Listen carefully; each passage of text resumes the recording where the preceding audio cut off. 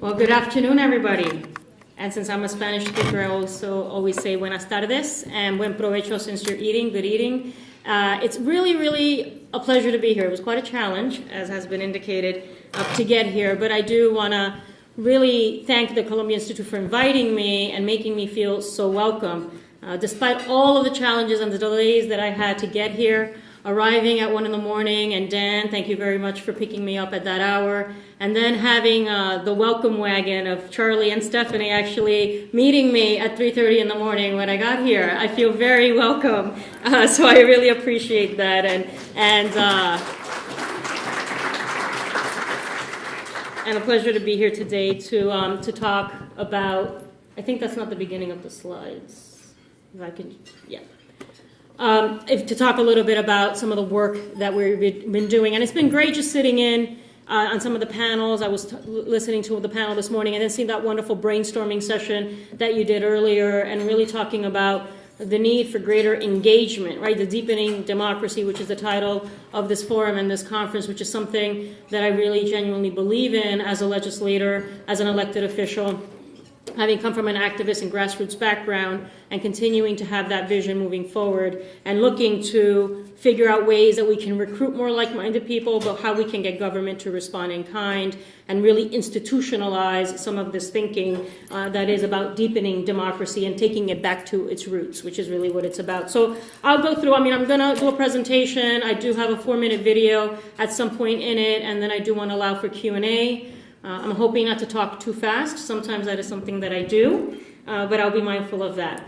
So just to talk a little bit a background about myself and my district first and foremost.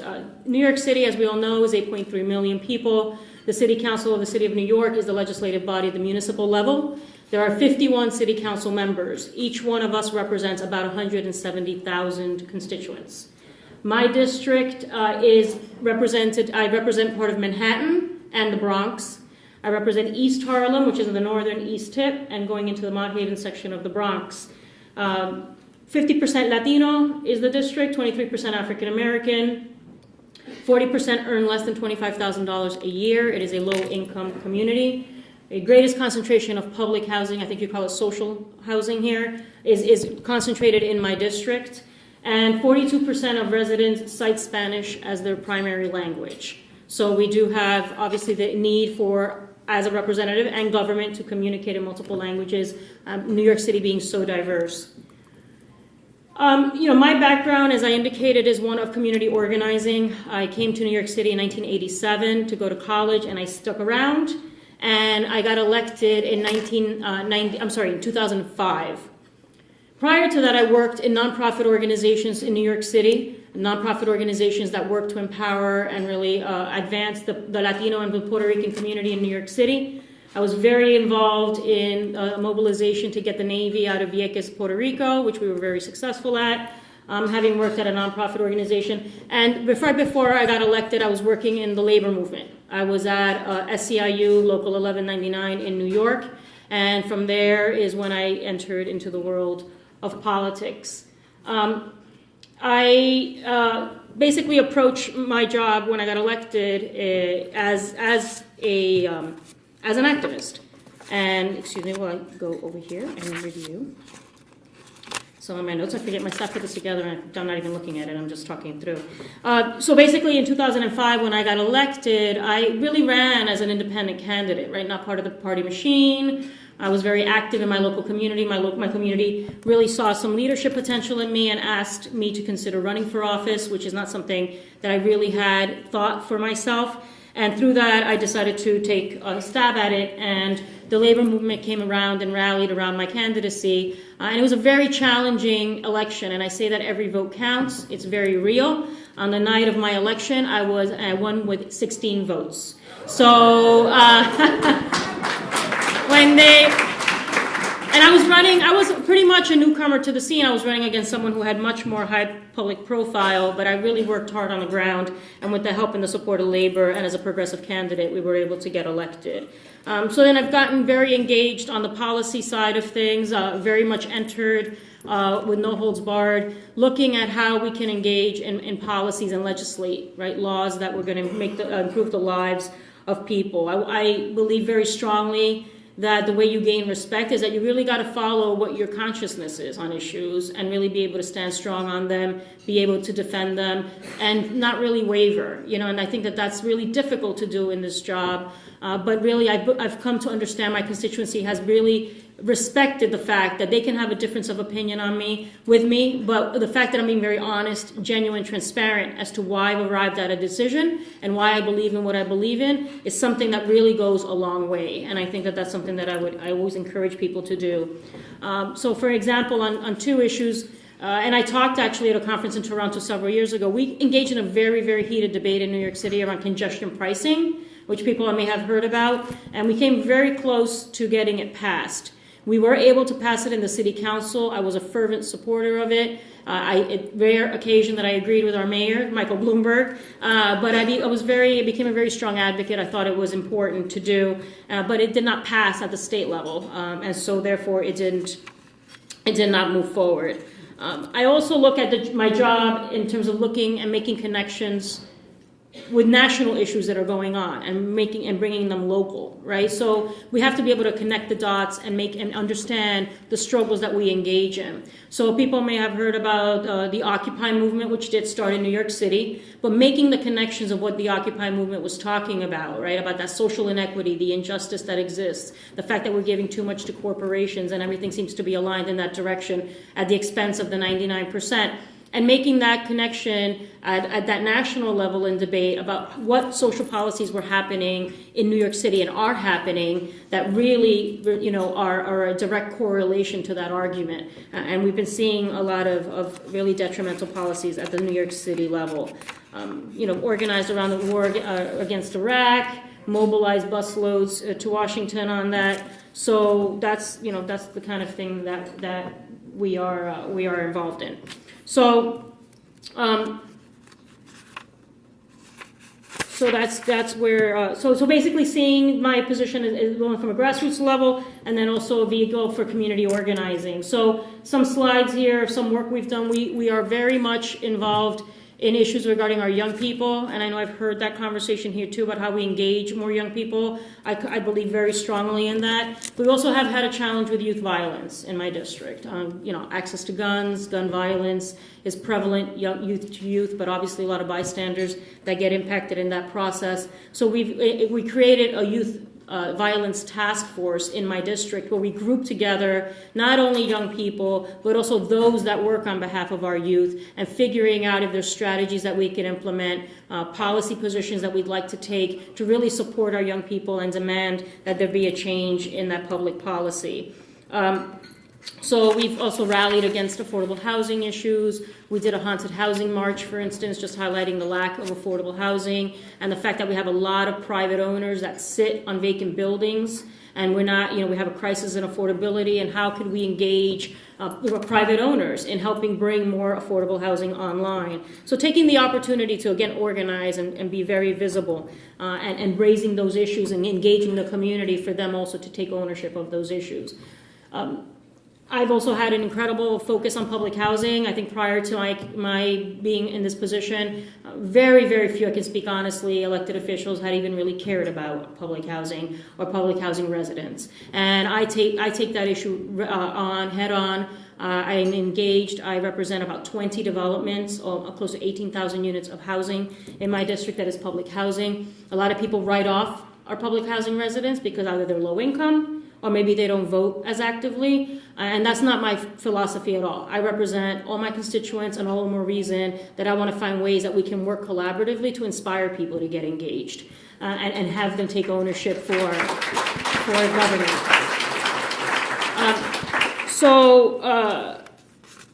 So basically, since I do represent about 20 units, I've organized quarterly meetings where I bring together all of the public housing resident presidents, and we create an agenda, have them define what the agenda is, what issues do you want to get addressed, have the New York City Public Housing Authority representatives come to those meetings, answer questions. We really provide whatever support they need, but it's a real good way for them as public housing residents and developments to also collaborate and coordinate amongst themselves. So that's been proved to be very, very helpful.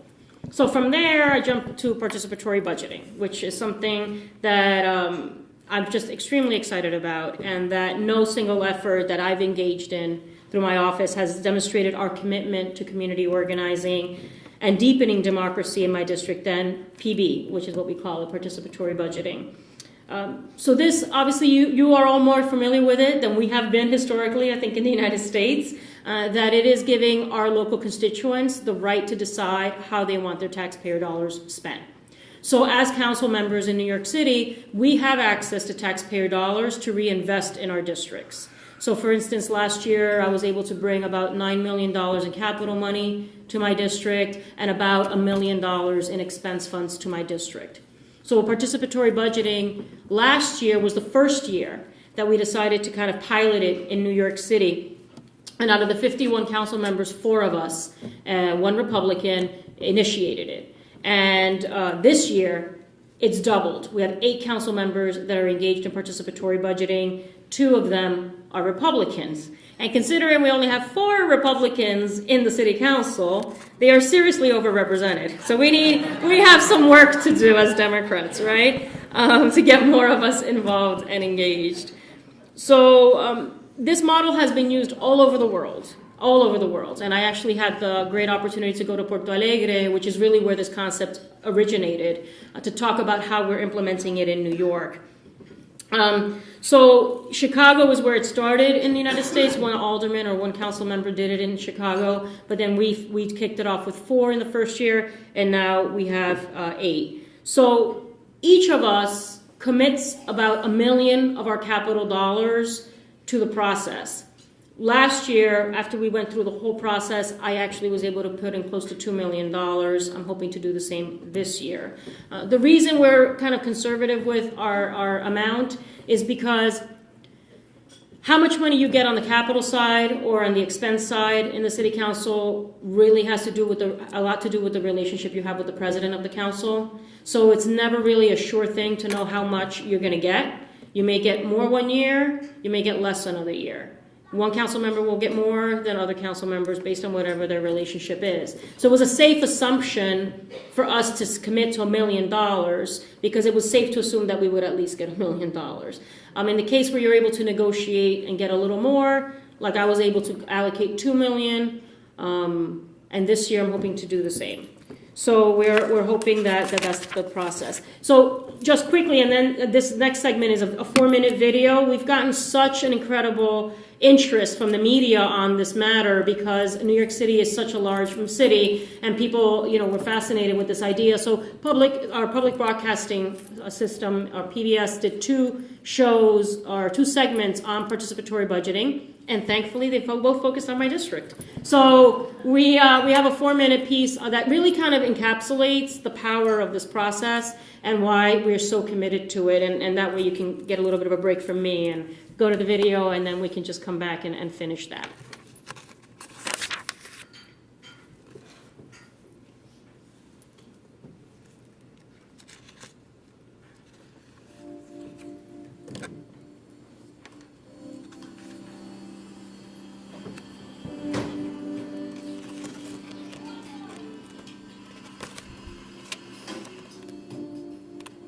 My name is Caucus. I'm 27 years old. I live in Fresh Douglas houses on 102nd, Clubs Avenue, my whole life. Growing up, I always wanted to make things better for my neighborhood, but I never really knew how. For me, it was about fixing up the local courts. Like you see, there's a crack. It starts all the way up here, this 3-point line. Here, it's hard that they put here. Right after this little patch stops, the cracks start again, and they go on for about a good 14 steps. What happens is the grass starts to grow in the crack, and as you're running, you may trip over this crack.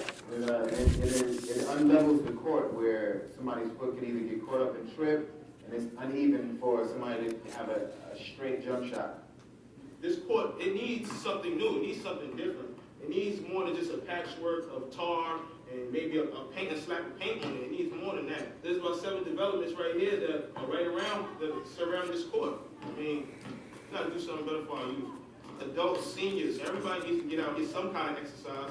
We're trying to redo this whole court. Besides taking it up, we're just trying to level it out. And we're trying to get a backboard or rim function for this side, and also this side, which seems to be running at 20%. At Booker T, what we want is we just need benches for the people to come out and enjoy the games and things that go on there. I think it's not only boys that use the court. You know what I mean? This is a much needed thing. Every project comes from a need. It's not someone just making something up and let's see if we can get that money and have it spent. You know, everything that somebody's proposing is something that somebody put time and effort into to be changed, and hopefully that's what's going to happen. So back in October, I saw a flyer in my building about New York doing participatory budgeting for the first time. It was saying that our councilwoman was letting the people of District 8 decide how to spend $1 million. Councilmember Melissa Mark-Viverito, representing one of the 4 council districts that initiated participatory budgeting here in New York City. Represent District 8, which is primarily East Harlem, but also portions of the Mark-Viverito section of the South Bronx, and Manhattan Valley, part of the Upper West Side of Manhattan. It really is democracy in action. My district is primarily a low-income community. I have the most public housing in the city of New York, and it's a primarily Latino district. So it's really communities that historically have been disenfranchised and feel that government doesn't speak to them. That's why I felt all the more reason this was very important. So me and my good friend Blue, we joined the District 8 Parks and Recs Committee. Yeah, that would be like We learned about city budgets. if you wanted to say both the housing committee and the parks committee are pushing this project. Then we researched, developed projects that we thought would best help our community. The last week of March, all the residents of District 8 got to vote on which projects they wanted to spend $1 million on.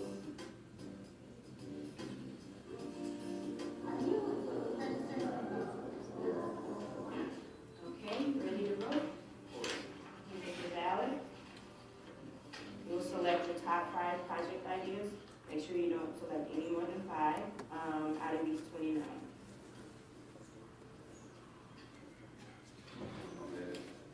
It's like kind of like watching your kids go graduate or something like that, you know? Kind of like you see where all your hard work went. I might be able to get things done. Go Parks and Rec. Yeah.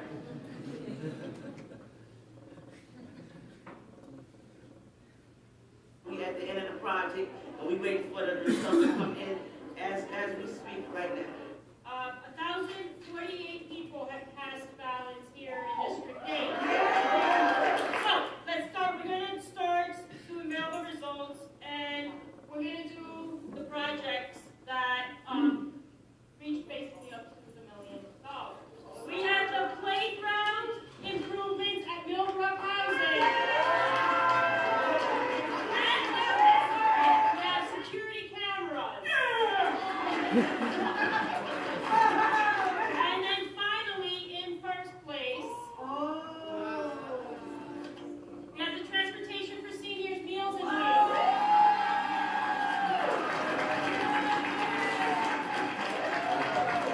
I'm actually happy for the senior citizens getting the #1 vote. That's something that's really needed. To me, this is the thing that happened. Our project didn't make it, but I'm glad that the project's worth it. Hopefully next year we'll do it again. We'll try to push for it even more and bigger things. I totally see that we can definitely double the number of people that participate next year and that vote. And so I look forward to that. When I first saw the flyer in my building about being a budget delegate, I could have just easily walked past it and went upstairs and said the hell with it. But I'm glad that I went to be a part of this process. I didn't say what the hell, I didn't say the hell with the flyer. And I read it and I came out and voiced my opinion. I feel my voice, even though my project didn't win, I feel my voice was heard.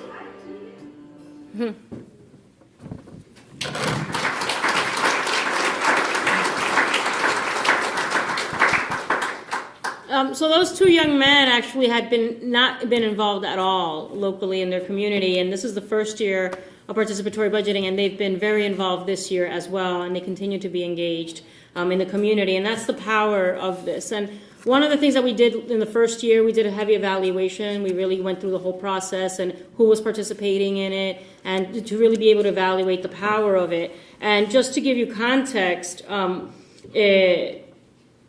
Latinos, in terms of participation, for instance, in my district, and we did this for every district, but Latinos were 50% of participatory budgeting voters compared to 39% of District 8 voters in the 2009 election. So they came out in higher numbers to this process. African Americans made up 34% of participatory budgeting voters, which far exceeds their representation in the council, which is about 25%. And voters with a household income of $10,000 made up 22% of the participatory budgeting voters in this process, as opposed to being only 4% in the electoral elections of 2009. So this really does empower and when you give people the ability to voice and to be part of the decision-making process, you're going to have a greater representation of those who are truly impacted by these decisions. And I say very genuinely that apathy to me is not a disinterest. I think apathy is an active political choice, because if you choose not to participate in an election or to participate in any sort of government process, you're making a conscious choice because you feel that that government is not responsive to you. So why should you even bother to waste your time? And I think that this process demonstrates that if we really go back to what our roots are and what really democracy is about having the people's voice heard, and you involve them, and not only in budgeting, this could also be done on the public policy front, on land use front. We can really be creative about how we do this participatory democracy in different ways. So I've just been really, really committed to it, so I'm thankful, and any questions you may have on that. Very quickly, I'll talk about some of the things. This is all within the context of my district. I also just want to talk to you about some of the stuff that we've been doing beyond as a way of deepening democracy in New York City and advancing a progressive agenda. So this is part of the information I was sharing with you. So one of the things that, that we have in New York City, the reality is we've been really, the last 20 years, between the 12 years of Bloomberg and the 8 years of Giuliani before him, we've been under Republican leadership for 20 years in New York City, which has a history as a progressive city and really has progressive values. We have the greatest income disparity is in New York City, in the country is in New York City. We have 50,000 homeless a night. It's a record number of homeless that's under this administration. 26% of our children are living in poverty in New York City. 20% of adults are living in poverty in New York City. We've seen a devastation of our child care system. It's really been rolling back the clock. So we really believe it's a time. This year is an election year. We are switching to a new mayor.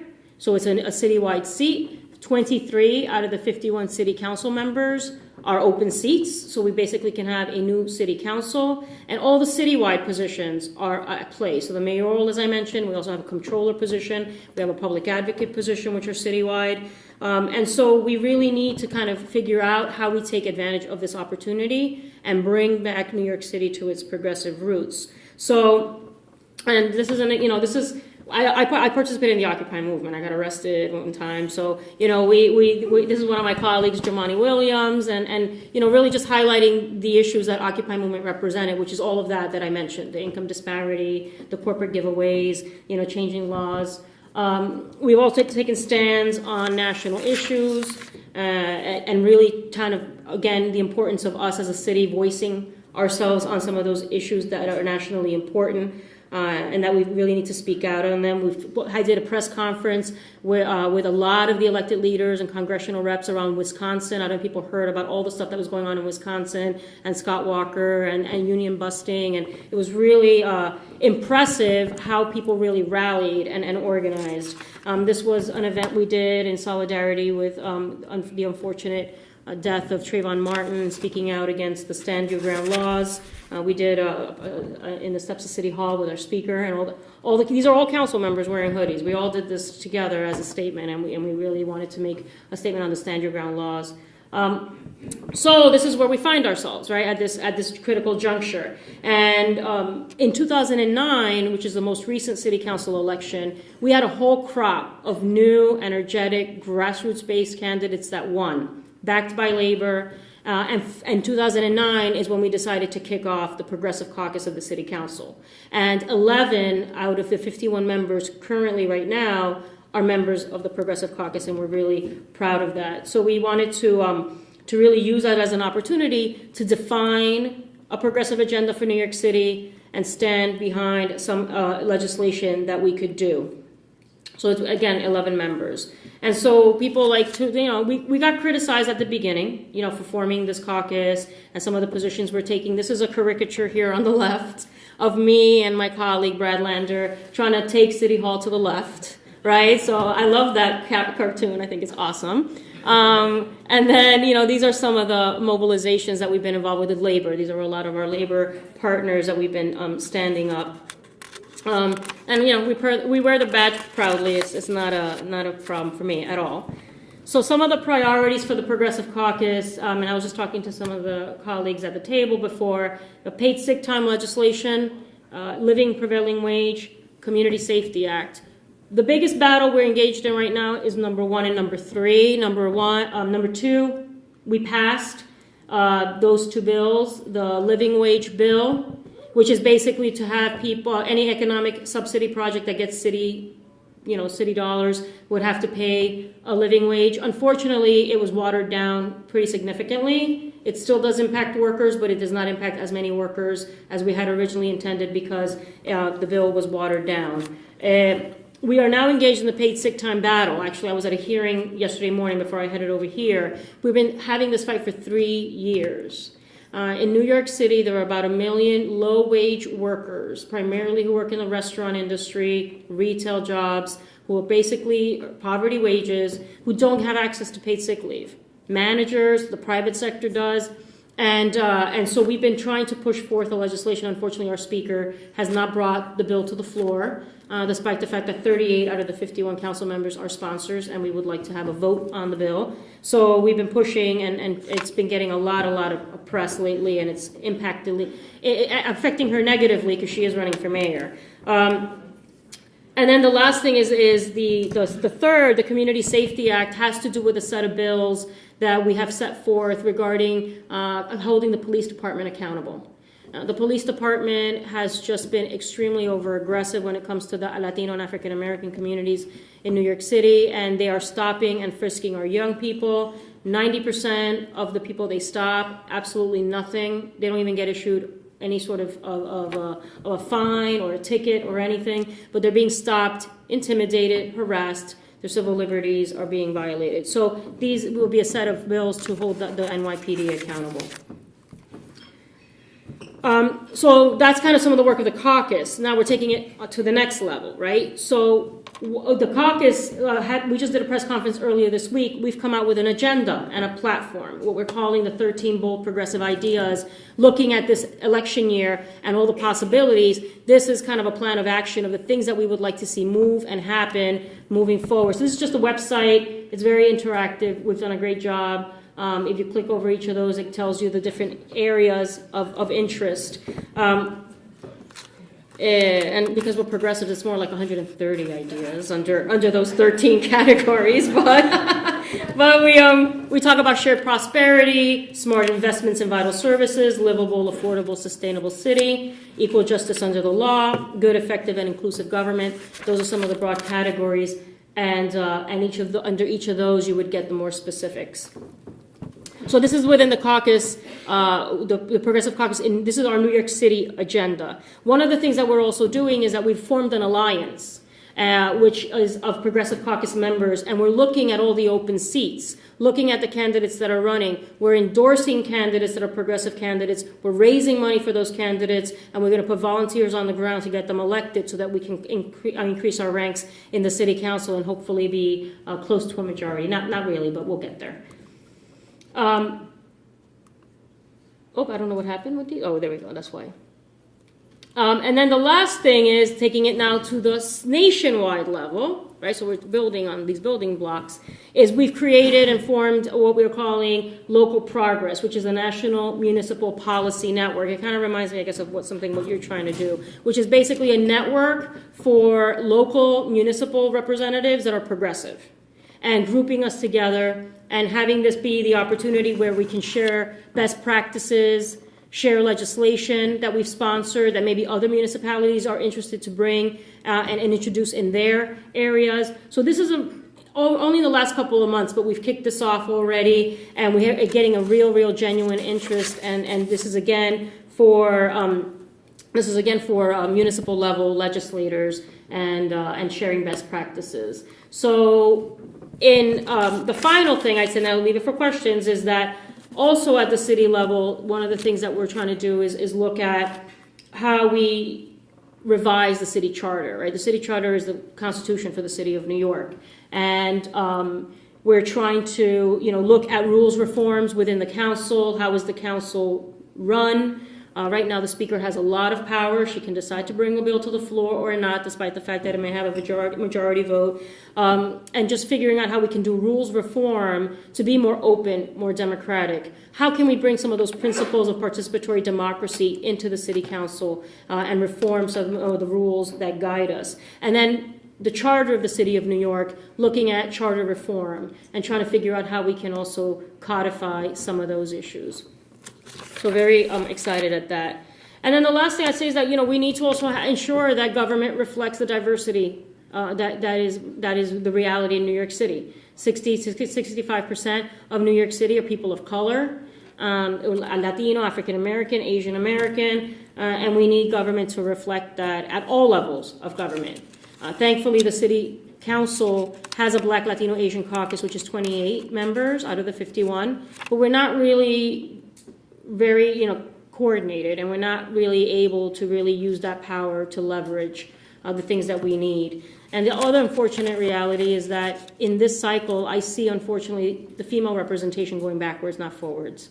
So we still have a lot of work to do. We're only 18 out of the 51 in the New York City Council, women, and unfortunately, I believe we're going to have less moving forward. So, that's a real challenge.